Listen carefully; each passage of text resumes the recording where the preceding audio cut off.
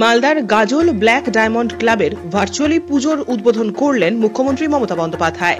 মালদা জেলার গাজলে black diamond club কমিটির দুর্গাপুজো শুক্রবার সন্ধে 7টা নাগাদ মাননীয় মুখ্যমন্ত্রী মমতা বন্দ্যোপাধ্যায় ভার্চুয়ালি উদ্বোধন করলেন।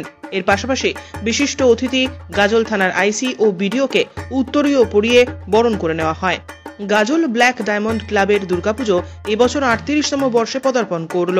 এই অনুষ্ঠানে উপস্থিত ছিলেন ভূমি ও ভূমি দপ্তরের পুনর্বাসন উদ্বাস্তু সেলের চেয়ারম্যান রঞ্জিত সরকার, গাজলের বিডিও সুদীপ্ত বিশ্বাস, থানার আইসি চন্দ্রশেখর ঘোষাল, গাজল পঞ্চায়েত সমিতির সভাপতি মোজাম্মেল হোসেন, গাজল ব্ল্যাক ডায়মন্ড দুর্গাপুজো ক্লাবের কমিটির সদস্যরা।